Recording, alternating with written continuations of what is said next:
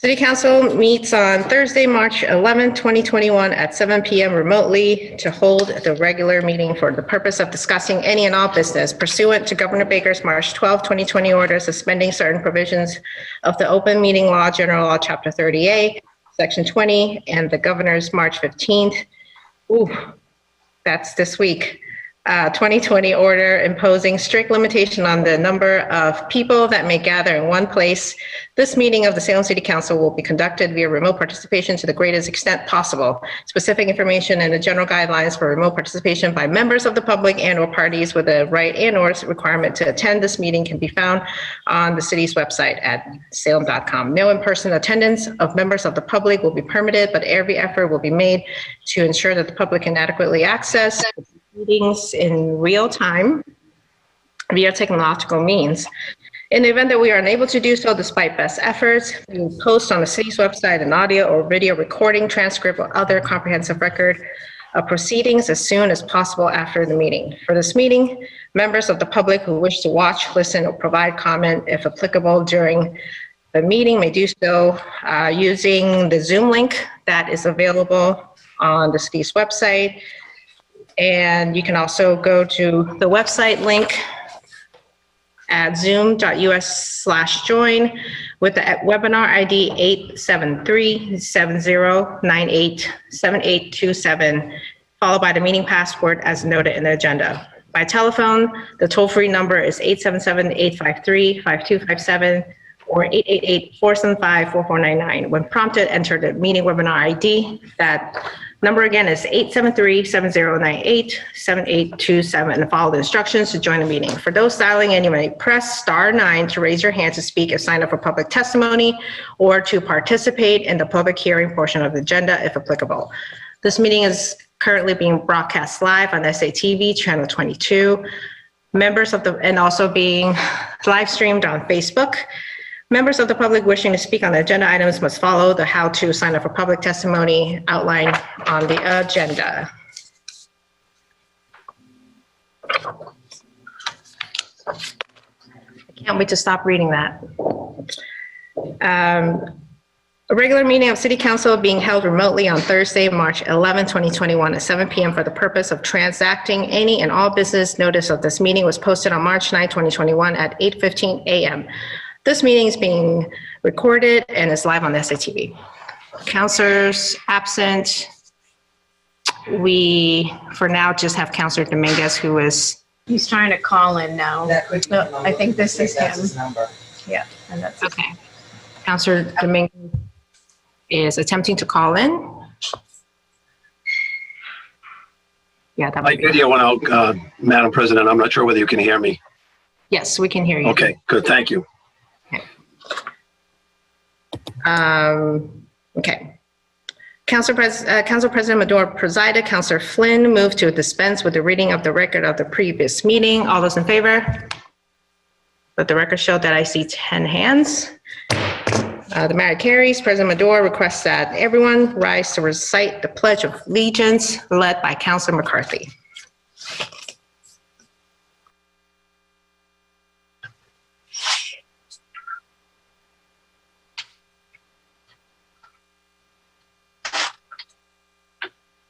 Sorry, I had to unmute myself.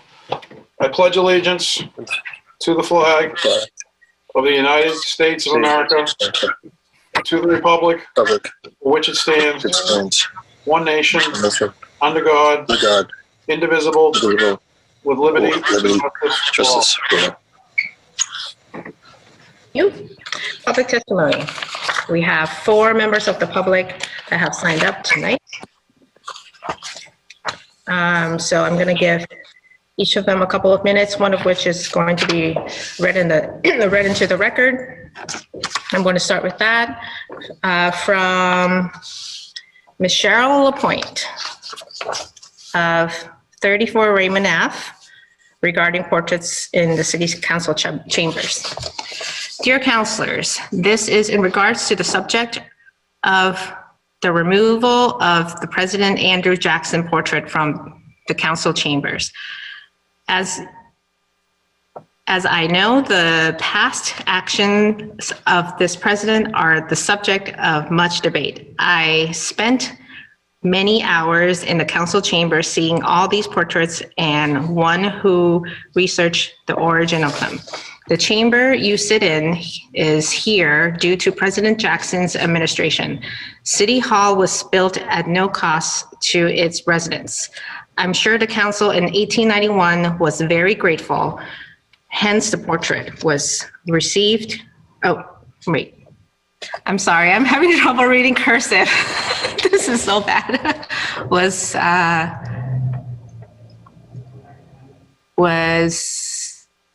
received out of respect for this president. I believe the council at the time expected this portrait to remain in the chamber in perpetuity. Had they known that these would be an issue in the future, the working chair order would have reflected that. Is he responsible for the Trail of Tears? Yes, the history is the history. A young America made a lot of mistakes. All we can do is learn from it and not repeat it. The goal of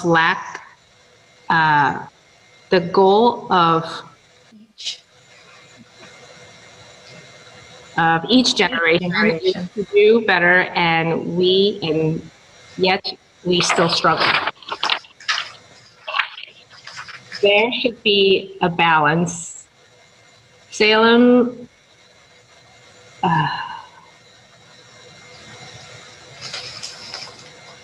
was seen from the indigenous people. It would be fitting to grace the walls of the chambers with a portrait of them as a thank you.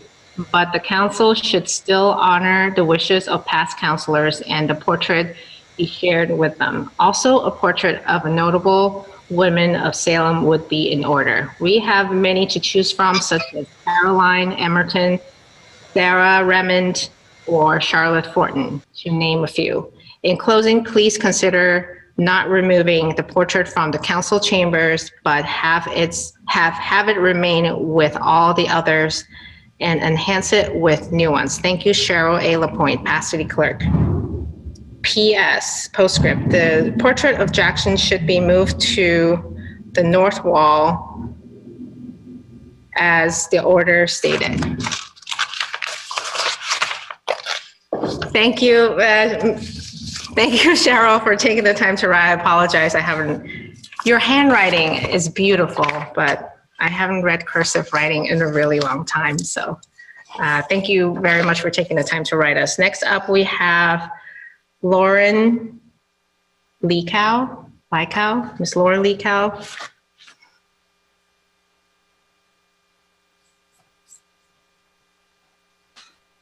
Hello, yes. Thank you, counselors. My name is Lauren Lietzau. I'm the manager of the Foundation Trust, and I'd like to just briefly comment on the first petition on tonight's agenda. I wanted to take a moment to share with you that Salem has been selected as one of our priority communities to receive grants in 2021. A little bit of background, the Foundation Trust is a local private operating foundation with a mission to partner with small to medium-sized nonprofits to promote the well-being and advancement of individuals and groups impacted by trauma and life adversity. 501c3 nonprofit organizations and municipal-run public benefit programs are eligible to apply if their programming falls within one of our funding tracks, and those are overcoming trauma and adversity, empowering at-risk youth and communities, restoring dignity and quality of care for adults living with chronic conditions, and advancing inclusivity in the arts. Grants can range from $2,000 to $10,000 with the possibility for renewal. And we also offer additional support such as training on issues around complex trauma and resource development. If anyone is interested in learning more, we will be holding a virtual information session about our grants and partnership opportunities on Thursday, March 25th. And we're accepting applications for our grants from now through May 7th. All the information is available at foundationtrust.org. And I'm really excited to share this with you this evening because I imagine some of your constituents would be interested in applying. So I respectfully ask for your help in getting the word out. And if you would find any additional information helpful, I respectfully request that you would consider the petition on tonight's agenda. And I'd be happy to share further details and answer any questions that that the Committee on Community and Economic Development may have. So thank you so much for your time this evening. Thank you, Ms. Lisa. We really greatly appreciate you taking the time to come out and let us know about this opportunity. Next, we have Mike McEwen.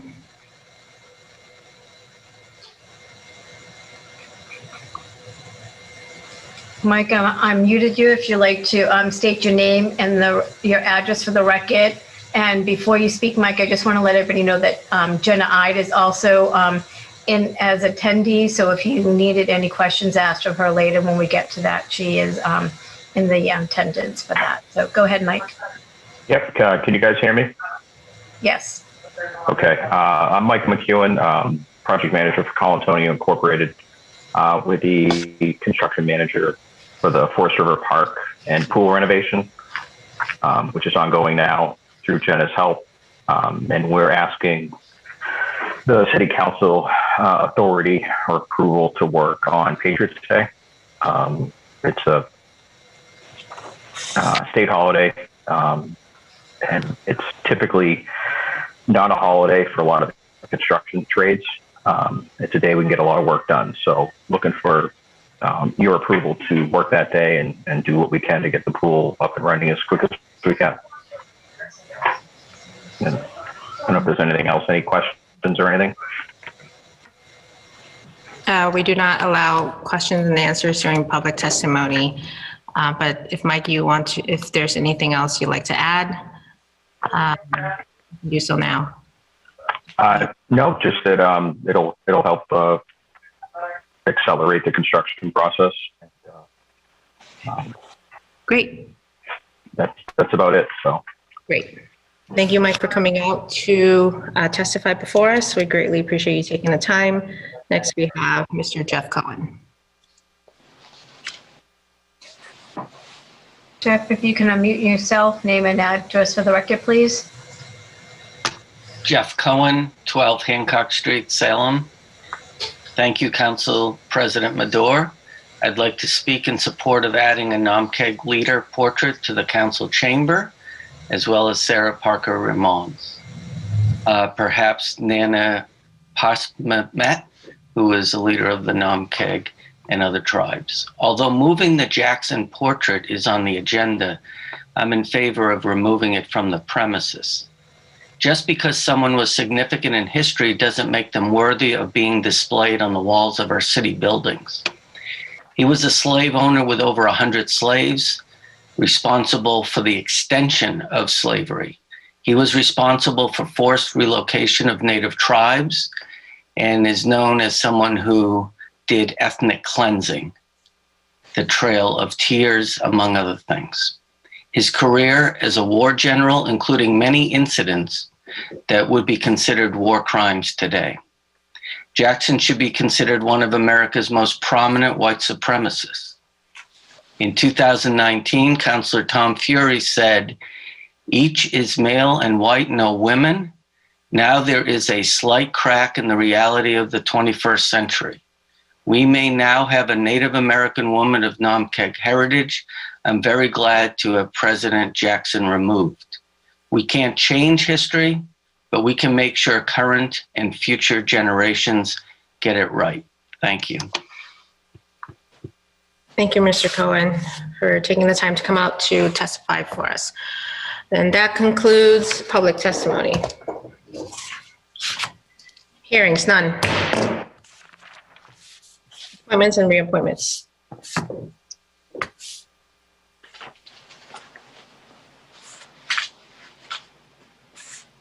Did you want to do that or take out of order, Counselor? I wasn't sure. After the appointments. We'll Okay. All right, sorry. Just want to make sure.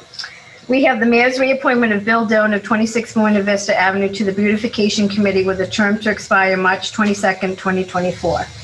Councillor Flynn. Thank you, Madam President. I move for confirmation by a roll call vote. Councillor Flynn moves for confirmation by roll call vote. Under discussion? Yes, thank you. I'd just like to thank Bill for all his hard work, and it's really great that he wants to give up the time to stay on this committee, and I want to thank him very much. Thank you. Thank you. Any further discussion? Seeing none, Madam City Clerk, please call the roll. Counselor Torrio, Yes. Counselor Sargent, Yes. Counselor Riccardi, Yes. Counselor Prosnowski, Yes. Counselor Marcillo, Yes. Counselor McCarthy, Yes. Counselor Hapworth, Yes. Counselor Flynn. Yes. Give me a second. Yeah. Could you hear me? Yes. Oh, yes, I did. We're just trying to, Okay. there we can get Counselor Dominguez finally in. Okay. All right. Can you, Counselor Dominguez, can you unmute yourself on your phone? I can't unmute you from the phone.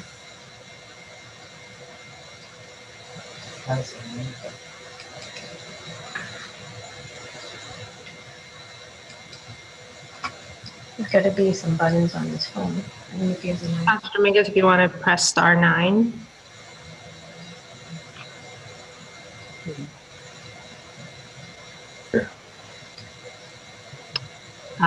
Madam City Clerk. Yeah, I'll, Counselor Dibble Yes. and Counselor Medora. Yes. On the matter of reappointment of Bill Duane of 26 to the Beautification Committee, we have 10 councilors voting, 10 affirmative, in the negative. The matter carries. Further appointments.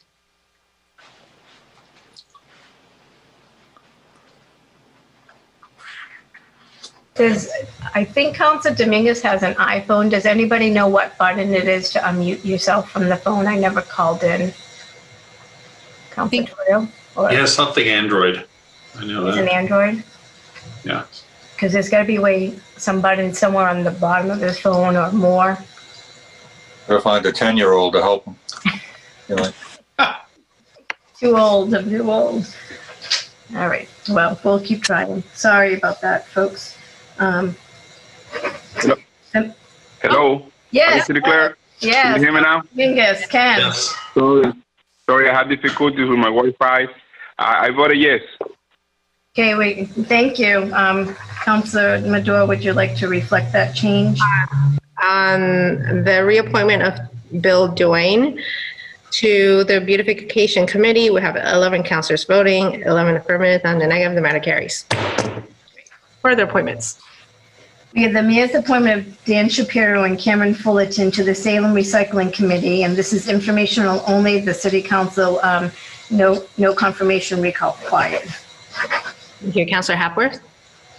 Thank you, Madam President. I move this be received and filed. Councilor Hapworth moves that this be received and filed. Any discussion? No discussion. No discussion. Any further discussion? Councilor Dibble. Thank you, Madam President. Decades ago, I had the privilege of working with Julie Shaw Lutz and Rick Blanchard and quite a few other Salem environmentalists as we organized Salem's first recycling program. I would like to thank both Dan and Cameron for volunteering and trust that with their environmental experience that they will be able to add quite a bit more to the local Salem environment. Thank you. Thank you, Councilor. Any further discussion? Seeing none, Councilor Hapworth moves that this be received and filed. All those in favor? Yeah, can you tell me if you... I can see it. Right, but that's been up, so I don't know if he still wants it up. I am just going to assume Councilor Dominguez is voting in favor.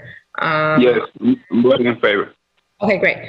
On the mayor's appointment of Dan Shapiro and Cameron Fullerton to the Recycling Committee, we have 10 councilors voting.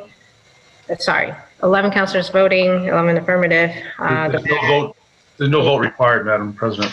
Oh, I'm sorry. Moving on, Councilor Turrill. Thank you, Madam President. I move we go out of order to page 21 and handle the 2 petitions on here. Councilor Turrill moves that we take matters out of order to page 21. And if it suits the council, I'll take the at-large councilors action here. Okay. Since I'm already on. Councilor Turrill. We have a request from Warren, like you. the Foundation Trust Manager to meet with the City Council to discuss grant opportunities offered through the foundation. Councilor Terrio. Thank you, Madam President. I move this be referred to the Committee on Community and Economic Development, co-posted with the Committee of the Whole. Councilor Terrio moves that this be referred to the Committee on Community and Economic Development, co-posted to the Committee of the Whole. Under discussion. Thank you, Madam President. We heard from Ms. Lichau in public testimony, and it looks like they have some interesting opportunities to help some of our nonprofits. So this could be a positive for the city, and I'm sure the at-large councilor who's having some technical difficulties is really going to look forward to doing this. Great. Thank you. Any further discussion? Seeing none, on Councilor Terrio's motion to refer this to Committee on Community and Economic Development, co-posted with the Committee of the Whole. All those in favor? I see 10 hands, and Councilor Dominguez, if you just want to say. Yes, I'm in favor. Great, thank you. We have, I see 10 hands plus Councilor Dominguez. We have 11 councilors. Sorry. The matter carries. Next, further petitions. We have a request from Michael McCowan from Colantonio, Project Manager of the Forest River Park Pool Project, requesting permission to work Patriots Day, Monday, April 19th, 2021, from 8 a.m. to 5 p.m. to perform interior renovations and interior construction activities. And this is before you per City Ordinance, Chapter 22, Section 2, subsection 5C. Councilor Terrio. Thank you, Madam President. I move this be granted.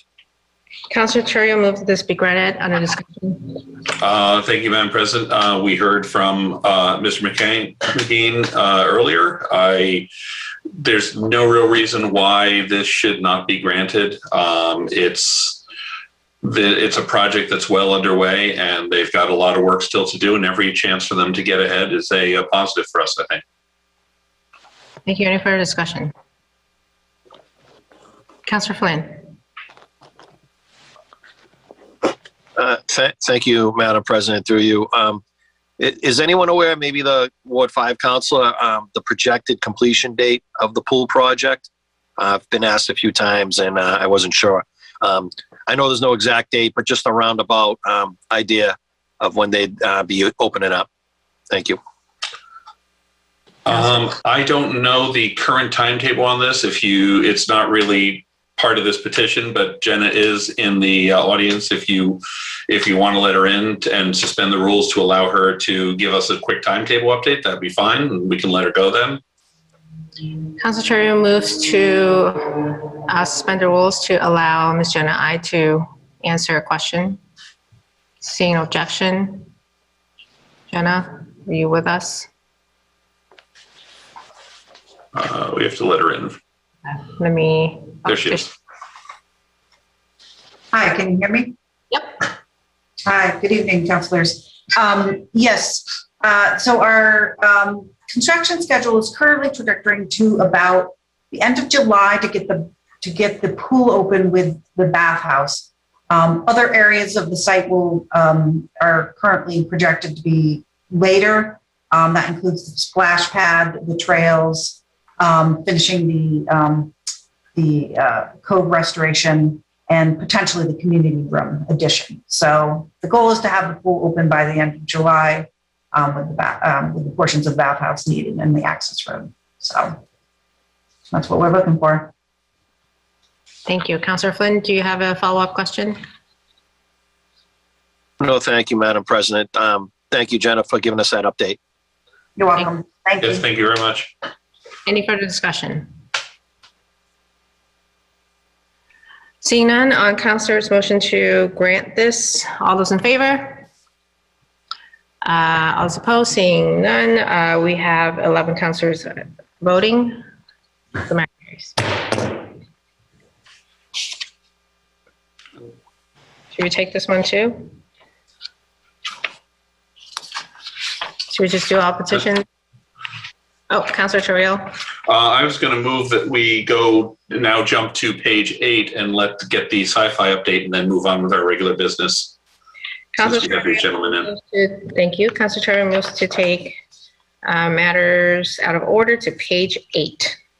Motions, orders, and resolutions. Councilor Terrio. Thank you. I don't have an order form, but order the representative Sci-Fi Network update the City Council on their fiber internet construction project. And then I move that upon the completion of this, that this be received and filed and refer to Government Services co-posted with the Committee of the Whole for follow-up and questions by the City Council. Councilor Terrio moved that this be received and filed and referred to the Committee on Government Services, co-posted with Committee of the Whole, follow-up and questions. All those in favor? All those opposed? Being none. The matter carries. I believe we need to allow someone to share a screen, right? Do we have that set up? Is it Duke? Here are the panelists. You should be able to. Okay. Okay. Tell us what you need. You need to us to let you share screen. I'll have a go now if it seems to enable me.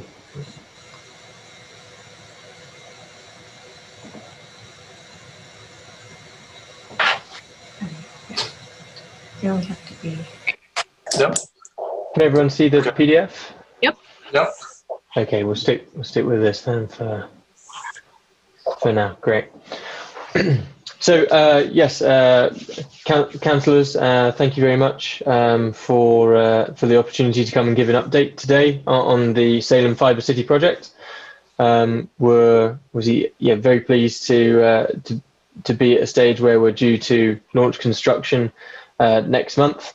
We also have one of the leadership from Mears, our general contractor, who will also be able to give an update and some further information about what to expect.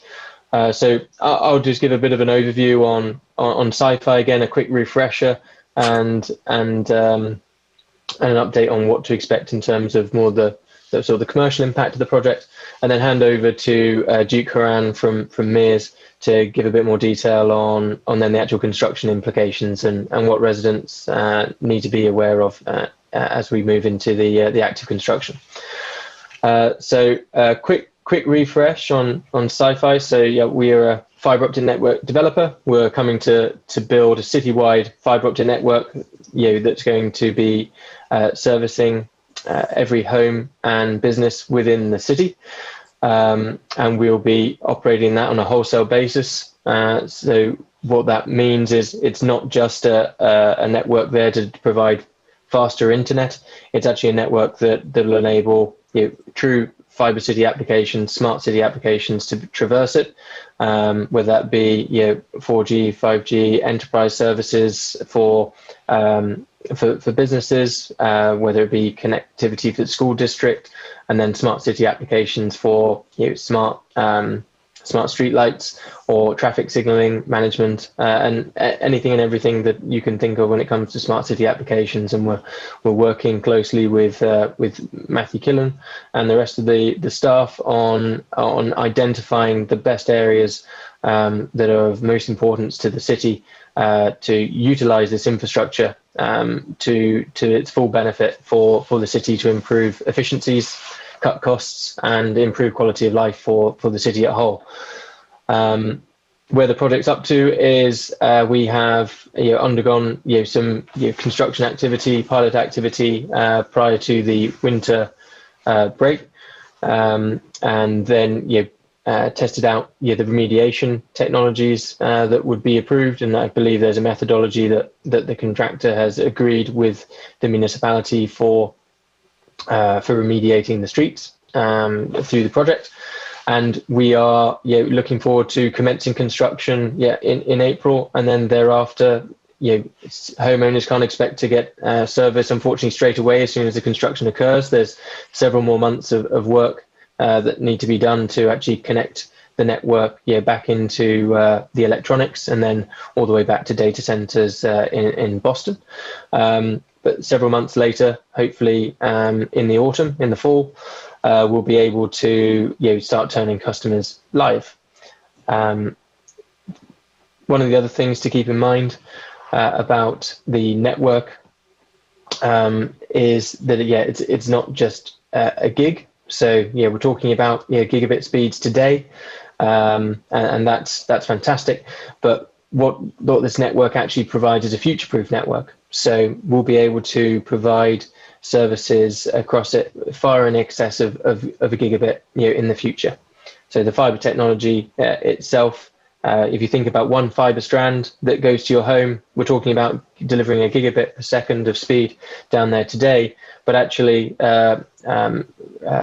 scientific studies that have been conducted so far have been able to transmit over 168 terabytes of data. So that's 168,000 times the speed that we're talking about delivering over the same class of fiber that we're putting into the ground. So this network is going to be a little bit disruptive when it goes in. It's the construction phase, but once it's in, it's future-proofed. It won't have to be put in again. This infrastructure will be able to serve all the communication needs of the city in perpetuity, we hope.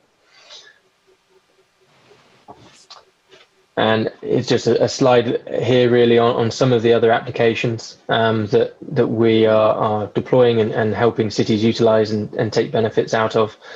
So you can see smart grid, smart energy, smart government. So if you think about the COVID situation here, having dedicated intranet, not just be in an office building or a city hall, but actually being able to have a private, secure intranet system out to all of the homes within Salem as well, so that staff and council members can conduct their meetings without even having to have that information traverse the internet. So a lot more secure. The smart mobility, and I think in particular in Salem, smart parking are going to be great initiatives that this network are able to support over the years to come as well. Without further ado, I will hand over to Duke Haran to set the expectations of what's to come next. Thanks, Ben. Thanks, council members. It's a pleasure to be here and be able to present to everyone. So when I was asked to put a presentation together, what I wanted to be sure that we did is, this is a large construction project, and any large construction project is absolutely disruptive. And I would be naive to try to tell everybody that there's not going to be disruption in the city when we go to build down both sides of every single street within the city of Salem over the next 2 years.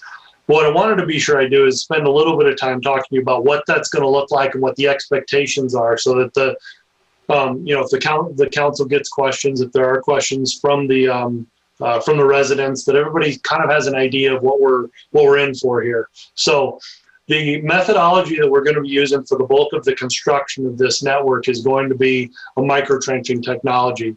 Microtrenching is what I would consider to be fairly cutting edge. It's been around for close to 20 years, but it's really over the last 5 to 10 years really started to take on a life of its own to become, I'll just say, widely accepted. And it's great to work with a city that's progressive as the city of Salem to understand that, hey, this technology is needed. It helps the quality of life. It helps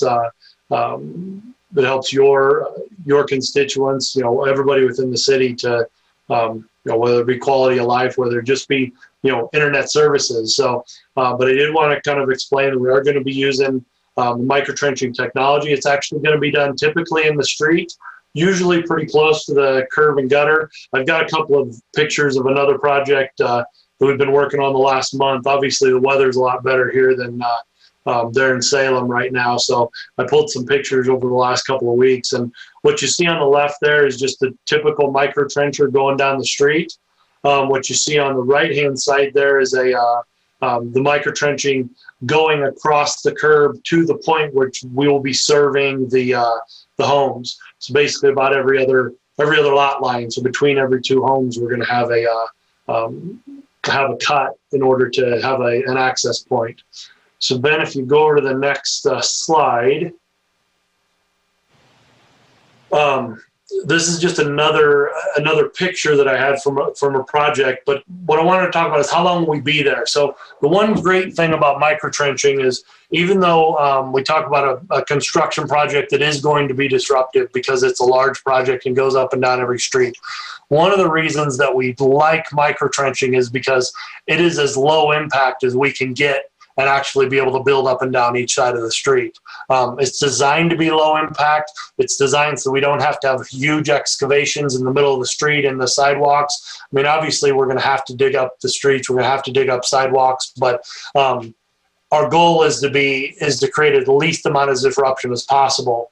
So to give everybody an idea, how long would we be in front of someone's house? So say you live on a cul-de-sac, how long would there be construction in your cul-de-sac?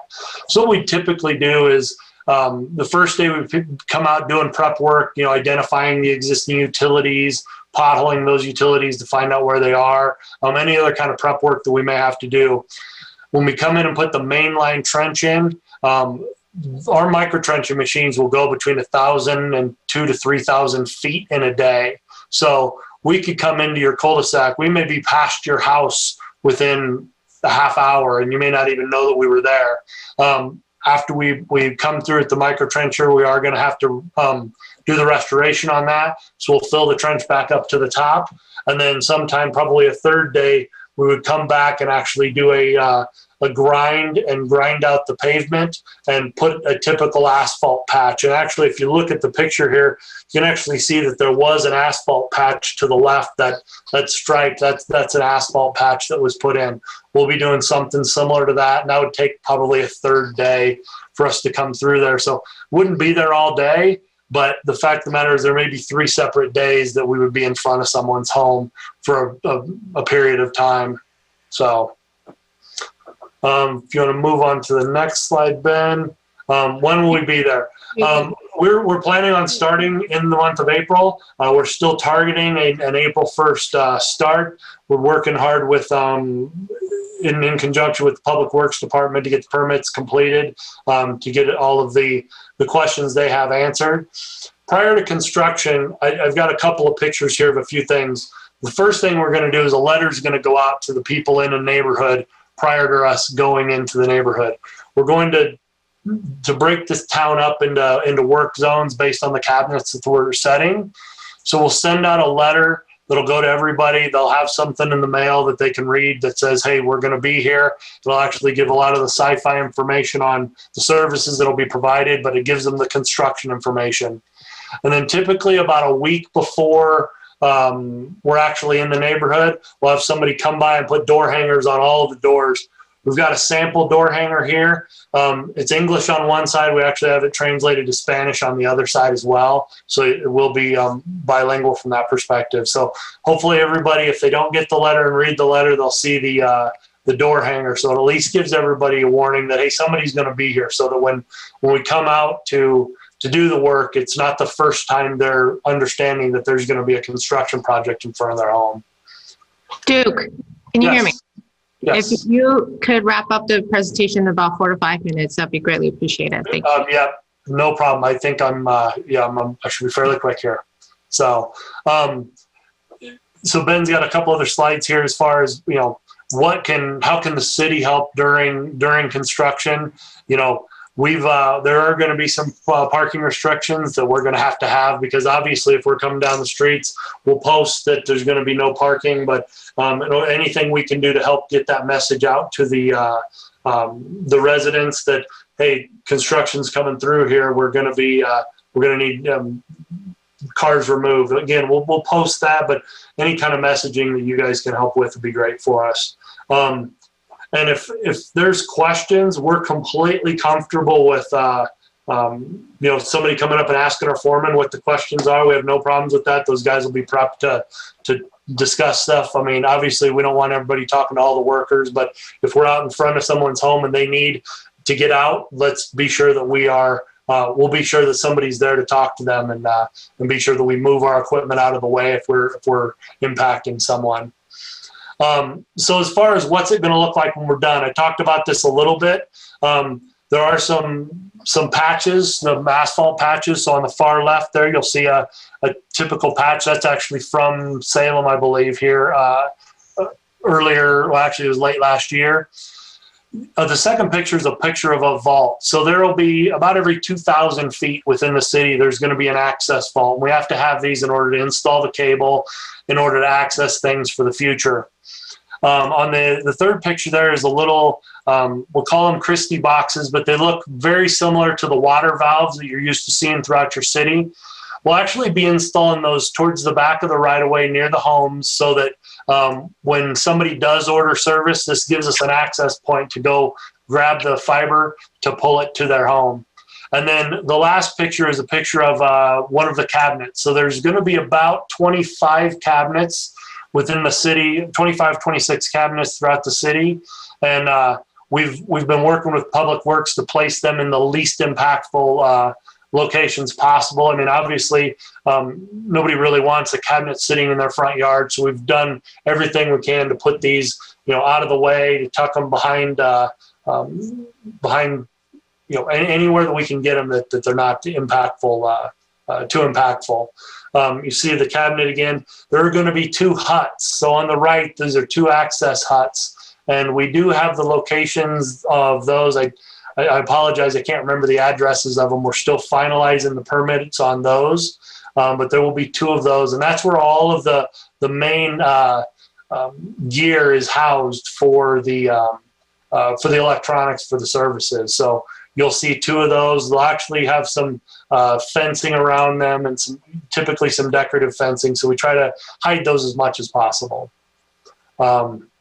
So that's all that I've got. I wanted to be sure that we were able to address what some things are going to look like when we start this construction project, because it is obviously it's exciting for everybody, but it's a large construction project, and we will have there'll be a lot of people working on this project. So.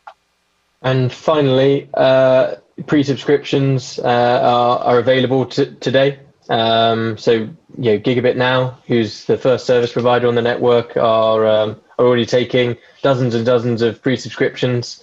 So there's been fantastic appetite for services so far. And if you can Google them and find their website, you can go through them to pre-register and make sure you're on the list to get connected. Thank you.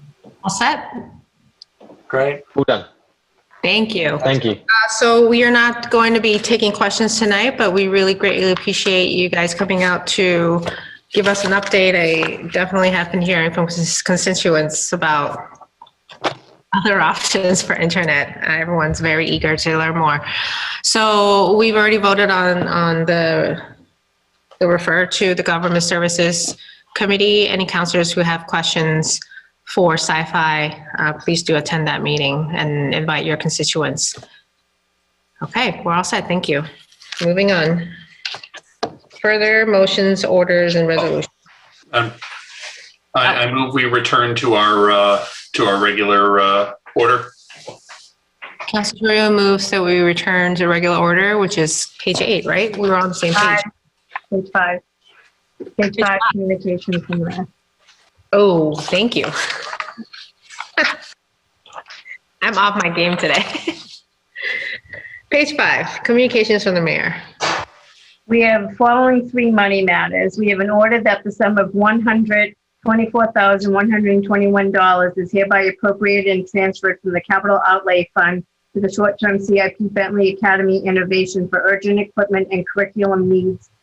And we also have an order that the sum of $53,396 is hereby appropriated in the Retirement Stabilization Fund Vacation Sick Leave Buyback account to be expended for the negotiated 2-day sick leave buyback provision.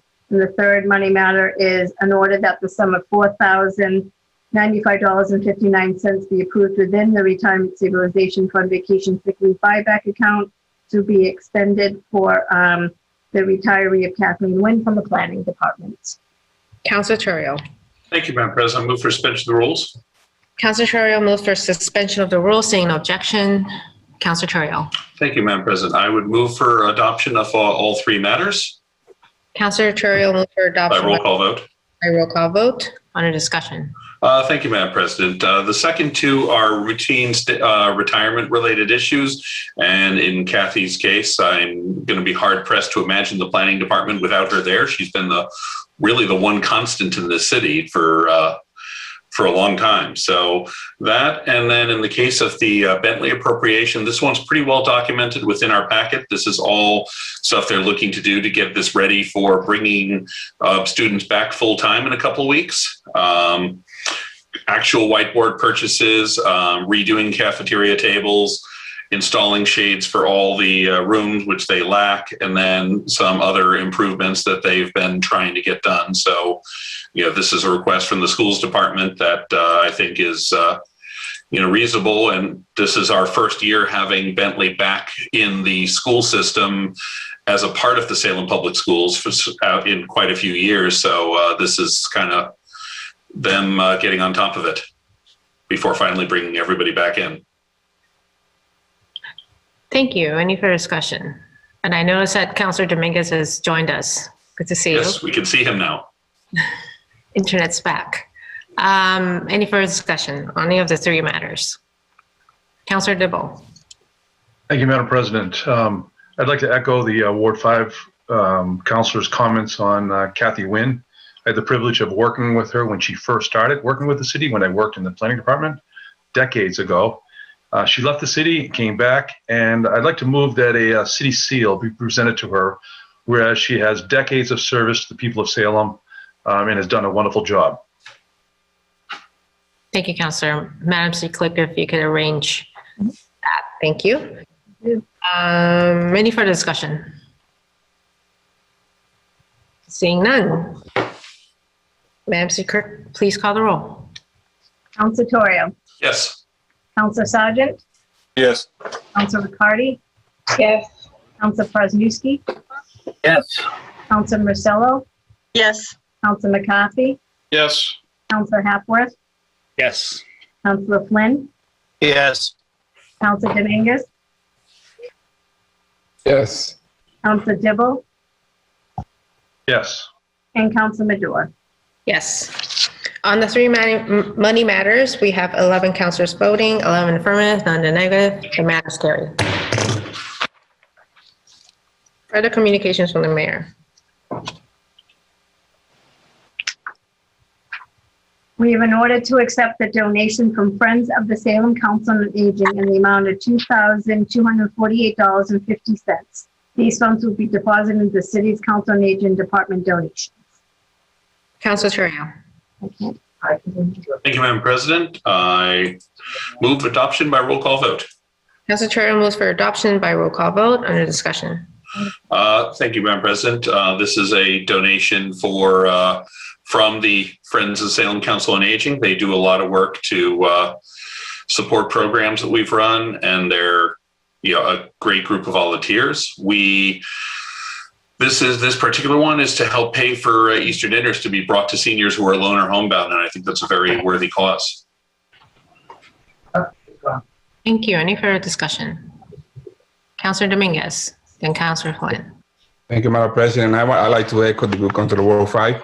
I'm very close with this group of volunteers, which I think that we need to recognize that they effort and intention to continue to move forward our senior center is great and big. So we would like to publicly thank everyone who is involved. And also I'd like to give a call to the public, general public on this regard to continue to support the Friends of Council on Aging, because they are really a very active organization that really looking for to help the elderly community in our.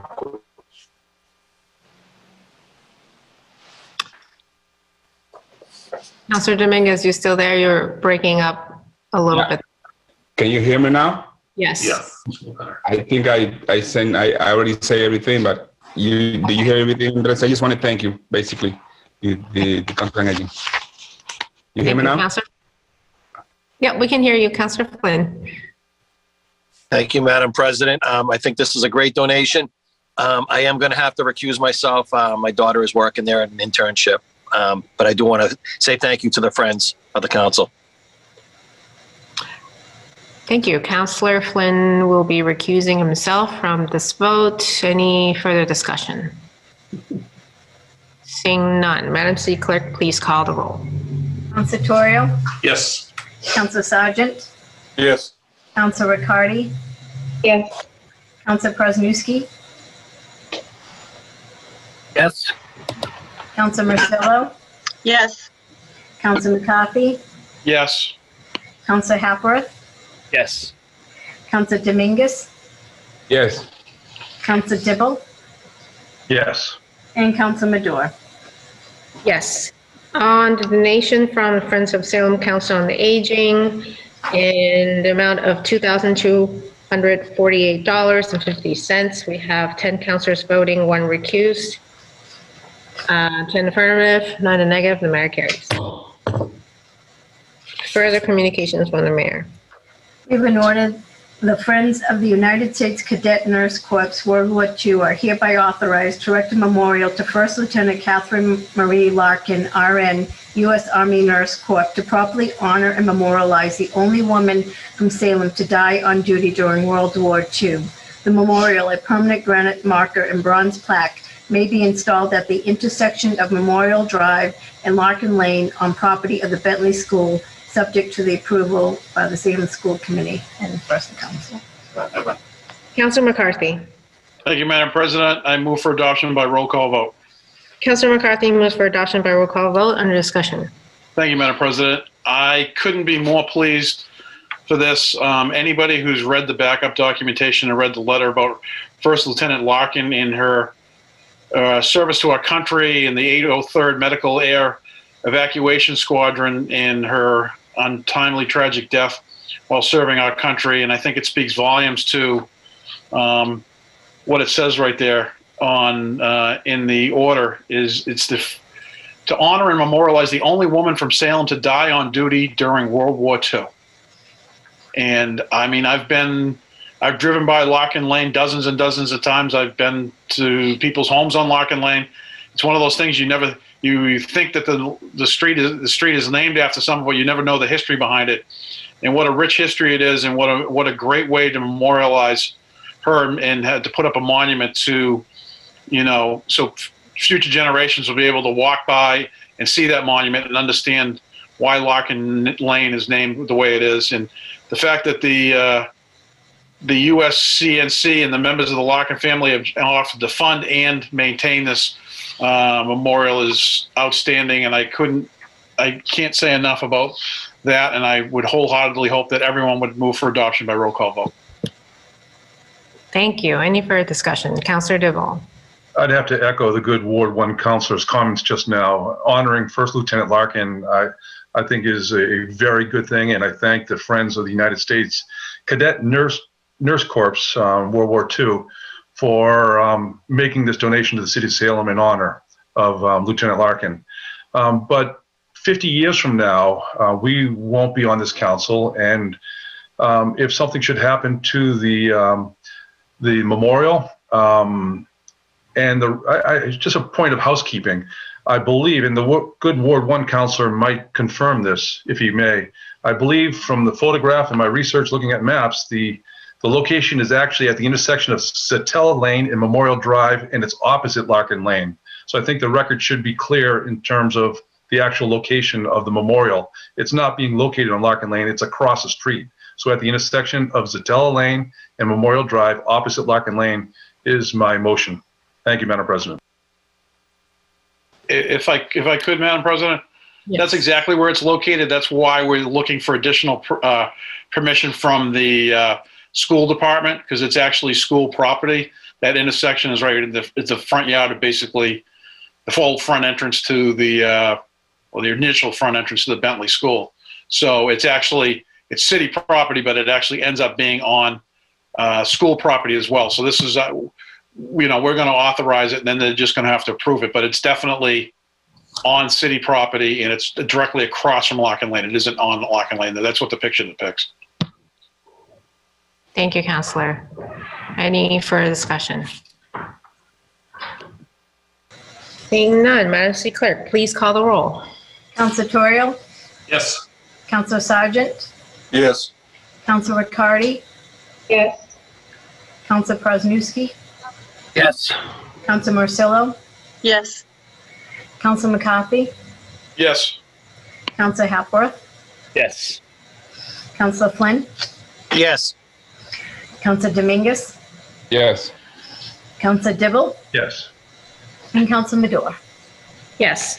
On the matter of the memorial for First Lieutenant Larkin, we have 11 councilors voting, 11 affirmative, none negative.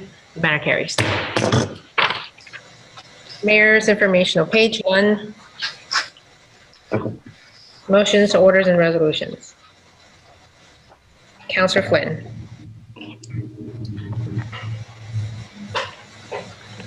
Councilor Flynn, mute yourself. Sorry. Thank you, Madam President. City of Salem in City Council, March 11, 2021, ordered that the Park Recreation and Community Service Director raise the Irish flag at Raleigh Plaza on March 16th, 17th, and I move for adoption by roll call vote.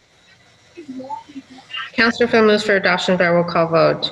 Councilor Flynn, did you also say 18 or did you get cut off? Yes, 16th, 17th, and 18th. Thank you. Thank you. Under discussion? Yes, thank you.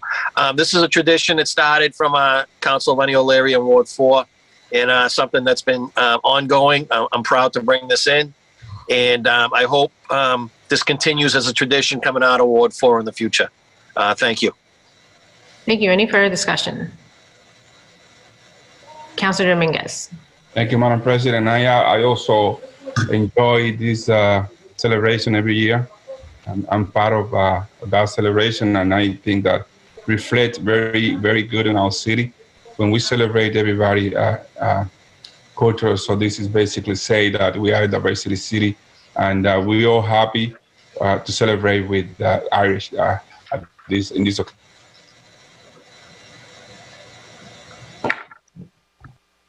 Thank you.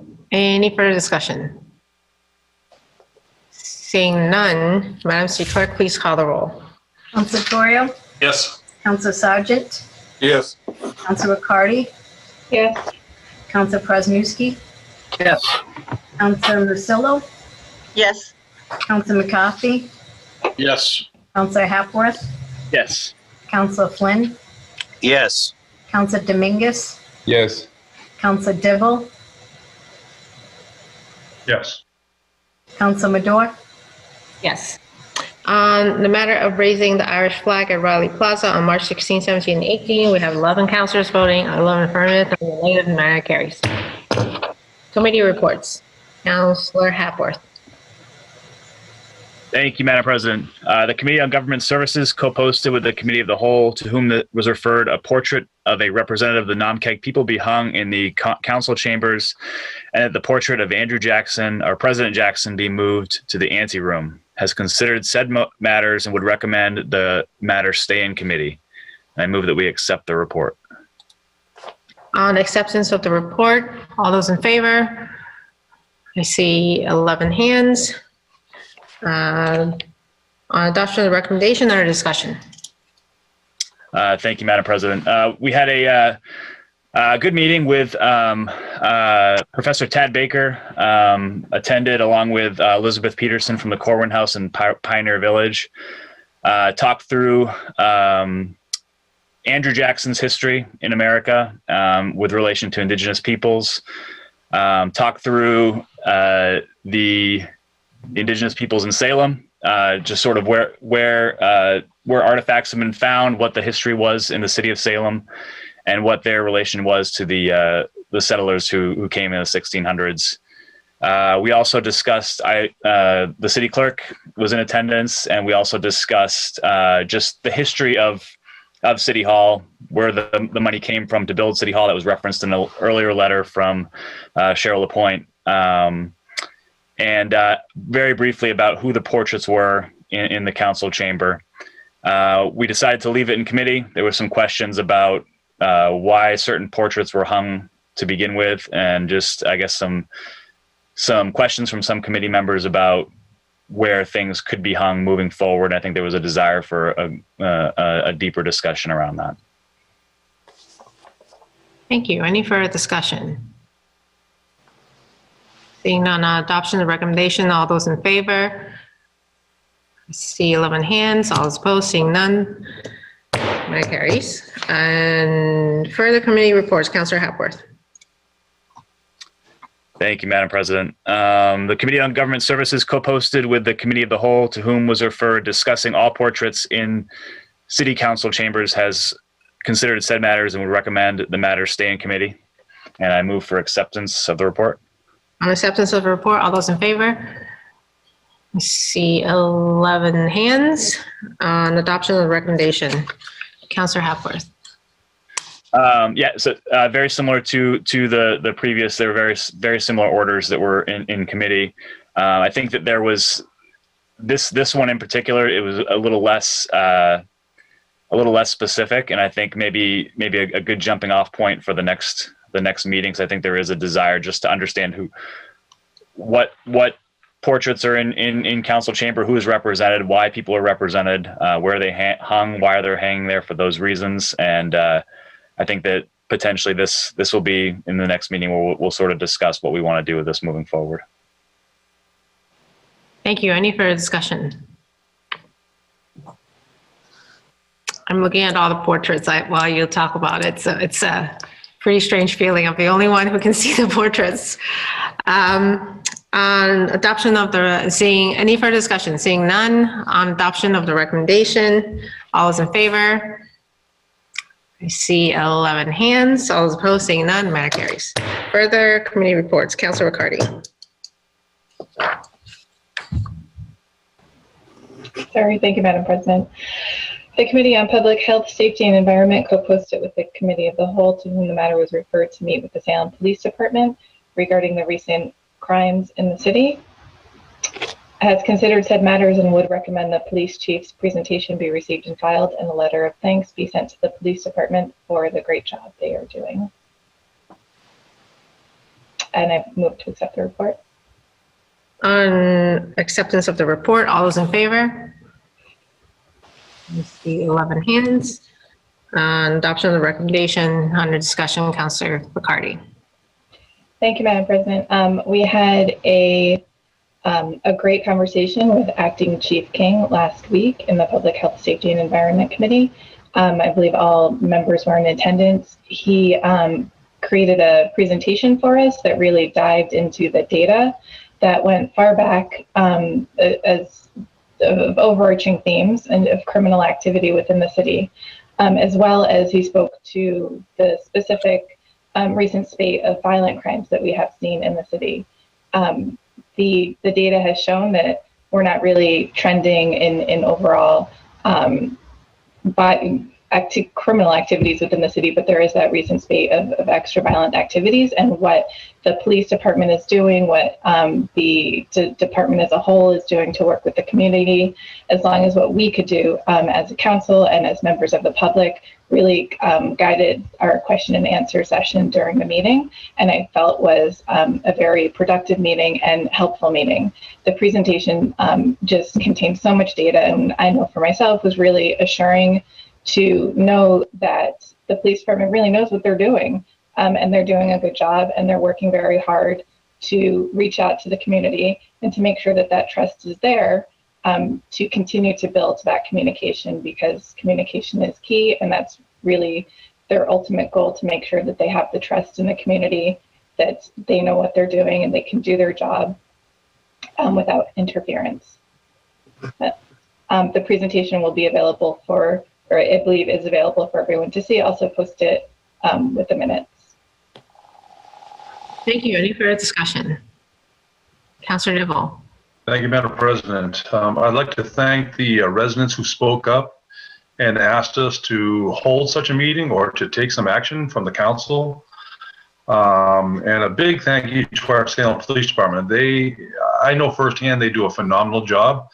They did a presentation as well. And the public should know that there were several, well, most of the public knows there were several crimes that had taken place recently, and the police department was on it, had made several arrests, and they're about to hopefully make some additional. I had requested that our city council send a letter of thank you to our police department, and that's part of this motion. I thank for that. But I'd like it to go with each of our signatures on that letter. So I asked that the city clerk prepare that letter in a way that we can all sign it at the bottom in support of our police department. Thank you. Any further discussion? Seeing none, on adoption of the recommendation, all those in favor? I see 11 hands. All those opposed, seeing none, the matter carries. Further committee reports. Councilor Riccardi. Thank you, Madam President. The Committee on Public Health, Safety, and Environment co-posted with the Committee of the Whole, to whom was referred a drafted ordinance relative to urban agriculture, has considered said matters and would recommend the city solicitor meet with the Urban Agricultural Committee, the zoning enforcement officer, and a member of PHSC to discuss her comments on the urban agricultural ordinance and report back to the PHSC committee. The matter stays in committee. Thank you. On acceptance of the report, all those in favor? We see 11 hands. Adoption of the recommendation. Under discussion, Councilor Riccardi. Thank you, Madam President. We had, I think, what was a great first meeting to begin the conversations on the discussion of the drafted urban agricultural ordinance. We were able to hear from most of the members that were part of the team that drafted the ordinance, to hear the intent and their reasoning behind a lot of items that they included in the ordinance. We also had in attendance the city solicitor, who had many comments and feedback on the ordinance that probably would have taken us a few hours if we went through each one. So we thought it was best for a next step for them to have a separate meeting and then report back to the PHSC committee their findings. Thank you. Any further discussion? Seeing none, on adoption of the recommendation, all those in favor? I see 11 hands. All those opposed, the matter carries. Communications from city officials. Councilor Marcillo. We have the following order from the city solicitor relative to the street acceptance of Cedar Road.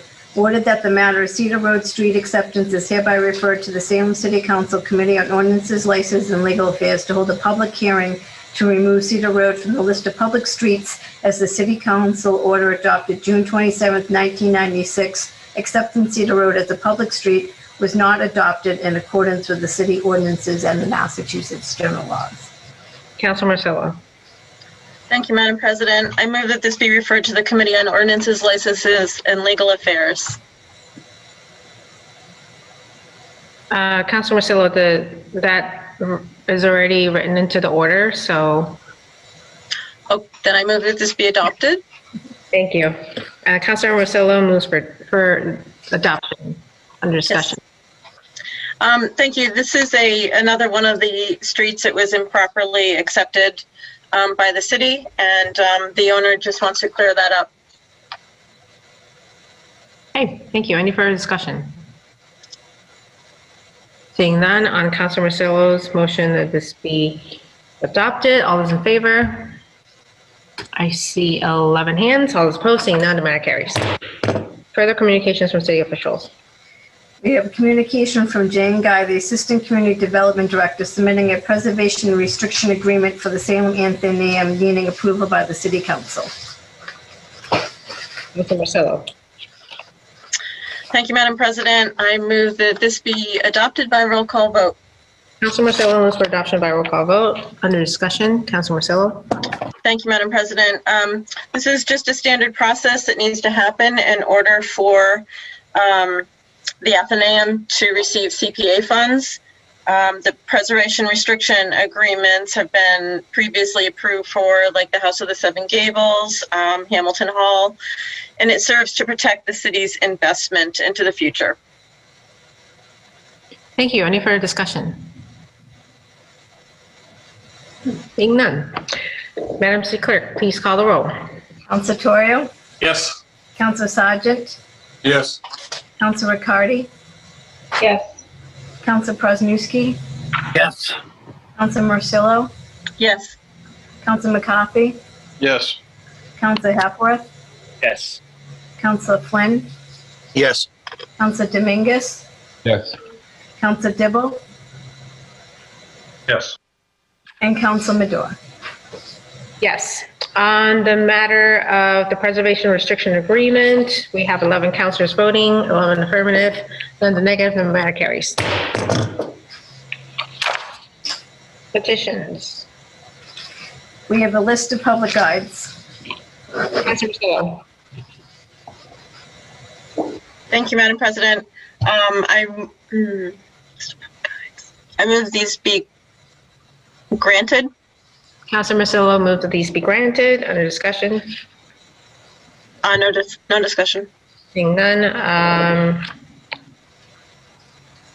Councilor Marcillo moves that these be granted. All those in favor?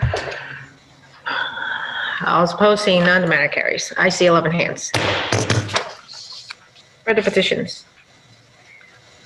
We have the following license applications, one for secondhand value and one tag day. Councilor Marcillo.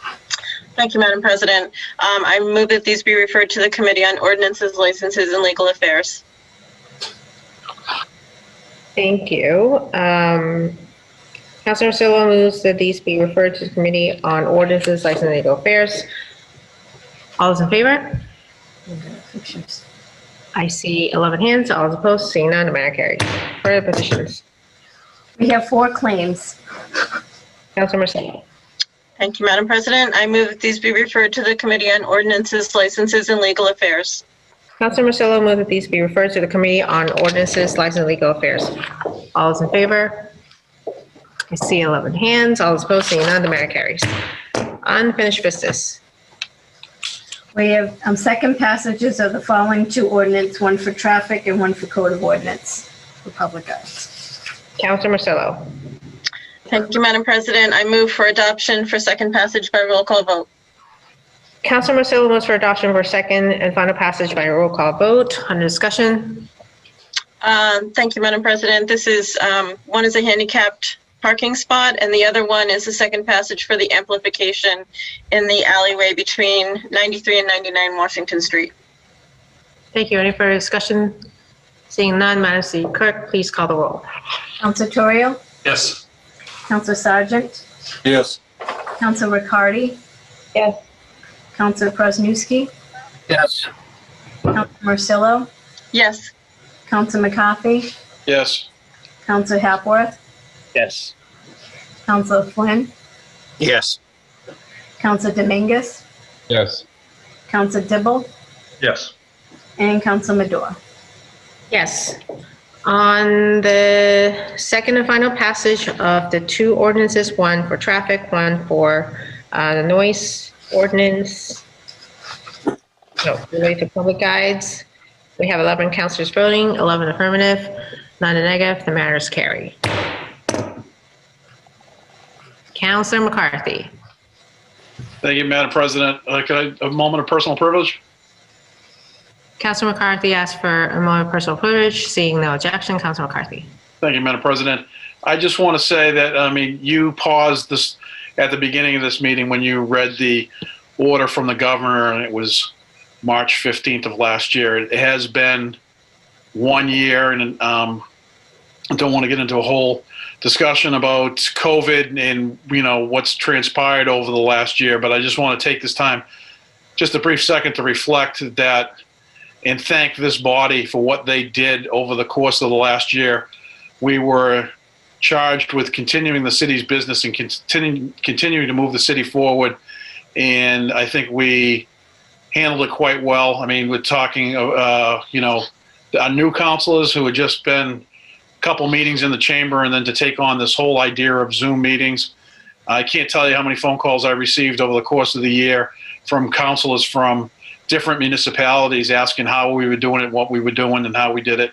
And I'd be remiss if I didn't thank personally Eileen and Maureen for all they did and all their efforts last year, and up until this point, to get us to where we are, still doing the city's business on their behalf. I hope that one day soon we'll be able to go back into chambers and I won't have to have this fake background behind me.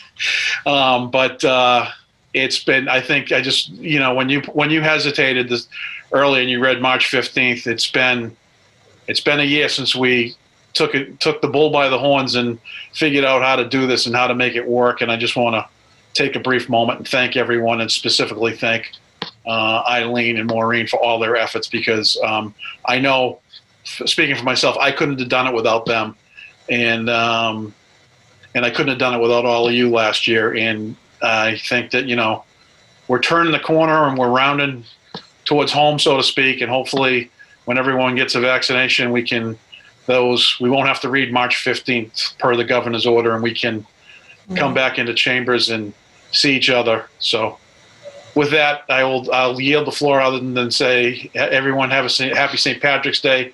And I'm very happy to see Councilor Dominguez wearing his green tie as he does every year. Thank you. I can recite that in my sleep, in that order. Councilor Turiel. Thank you, Madam President. I'd like to ask for a moment of personal privilege also. Councilor Turiel requests a moment of privilege. Any objection? Councilor Turiel. Thank you, Madam President. So I'd like to kind of add on to what the Ward 1 councilor just said. It's been a year since we all went virtual. Our city clerk and the members of our city council have done a very good job adapting to this normalcy, and we've managed to make it through a year. I know the city clerk is already working hard on plans for us to be able to return to the chambers in the hopefully not too distant future. I know that we are trending in a good direction here in the state and in the country. And a number of us on the city council have already, through our work or through being a volunteer guinea pig like I was, been vaccinated. So we are moving forward in that regard. And you know, we're the lucky ones. This is still taking a pretty terrible toll on Americans every day and people all around the world. And I'd like to ask for a brief moment of silence a year later to remember the over 500,000 Americans who've died from this pandemic, and the roughly 15,000 people here in the Commonwealth who've also been lost. And a special thought to Vitaly Williams, who was the first person in Salem that we lost to that disease last April. So if I could ask my colleagues for just a brief moment of silence, just in memory of them. It's been a year, and it's been a very tough year, and most of us are coming out on the other end, but over 500,000 of us haven't, and there are more to come, but hopefully smaller and smaller numbers.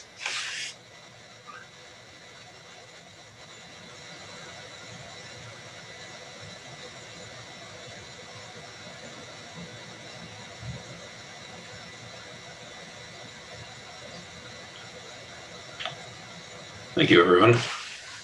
Thank you. Councilor Persniewski.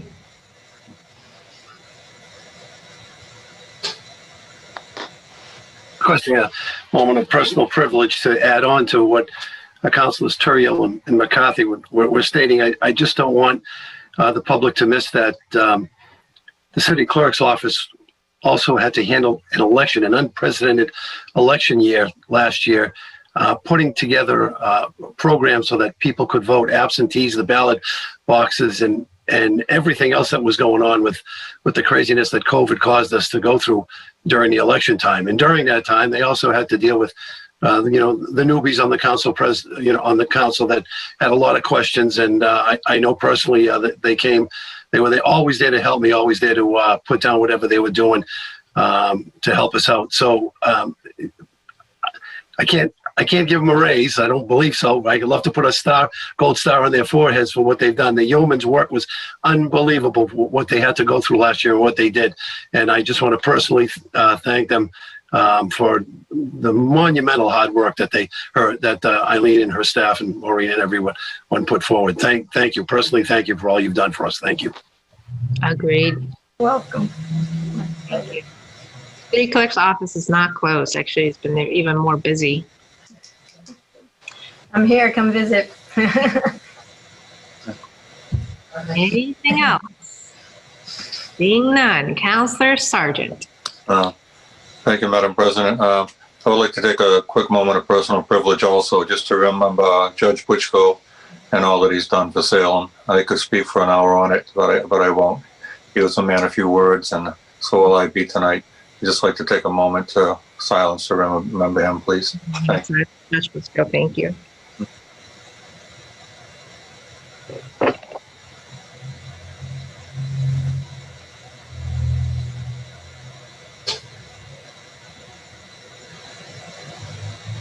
Thank you, Madam President. All right, now, if there's nothing else, I'd call for adjournment, please. Councilor Sargent moves for adjournment. All is in favor? See 11 hands. All opposed, seeing none, we are adjourned. Have a good evening, everybody. Good night. Happy St. Patrick's Day. Happy Patty's. Aye.